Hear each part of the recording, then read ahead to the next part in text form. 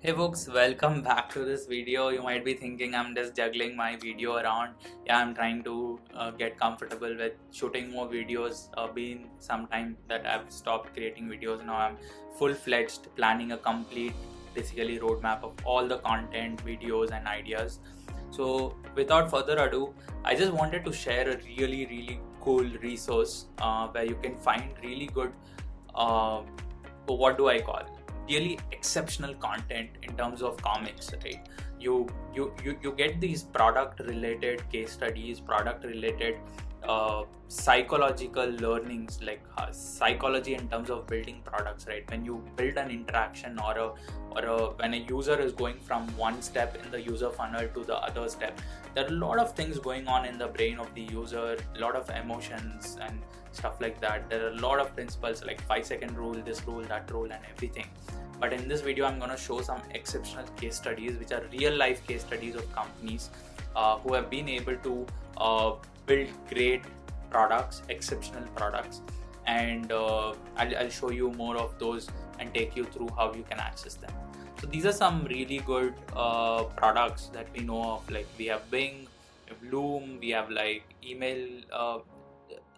Not only products, they have also listed a couple of psychological understandings in terms of frameworks of building products or the behavior of customers and stuff like that. How to increase sign up confirmation rates is one such psychological thing that you can do. You have Amber Alerts, which is a UX. You have basically cookie consents, how these work and how these improve your product.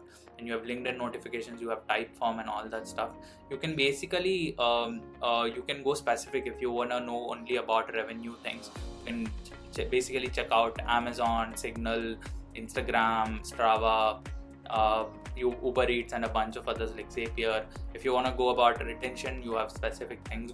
YouTube is a really exceptional platform in terms of retention, right? So this is the storyboard that I was talking about. You get a complete storyboard of going through this product, right?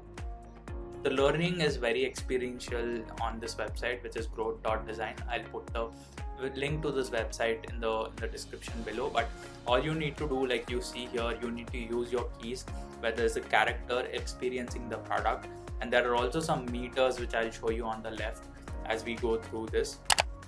Firstly, this is how the thing starts, right? Firstly, you have like something unexpected appeared on the YouTube.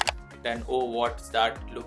Looking for something different, new to you, and you see all these things as a user experiences the platform, the YouTube platform.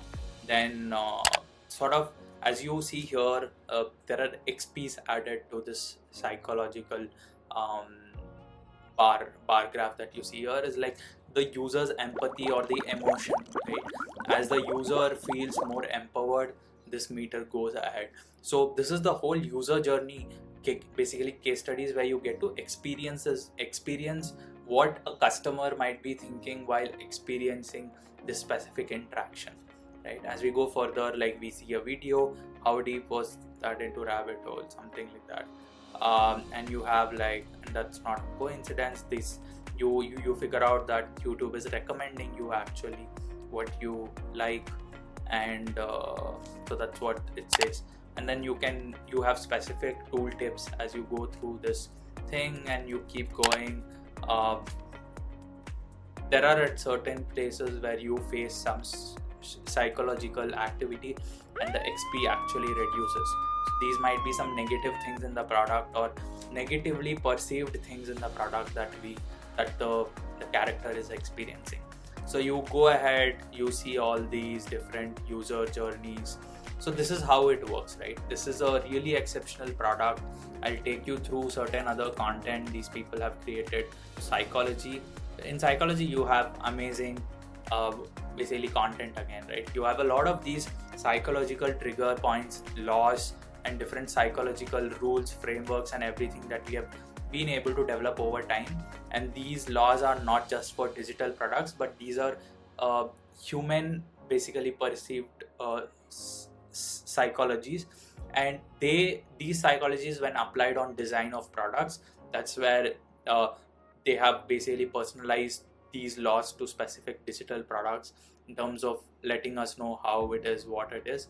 And again, you have a very well laid off like definition, examples and stuff like that for you to go through it and sort of understand how nudgers work, what are the benefits of nudgers and stuff like that. And when you click on any of these, and then again you go into this experience of learning how that specific app has done that specific interaction and how the user feels throughout the user flow, and is an amazing way to sort of learn through the whole product skills, design skills, product design, user interactions and user experience skills, which you sort of can learn from all this, right? You have time, you have memory, you might want to build some products which are high on recall, right? You want the user to sort of think through your product, remember your product when they are trying something similar to what your product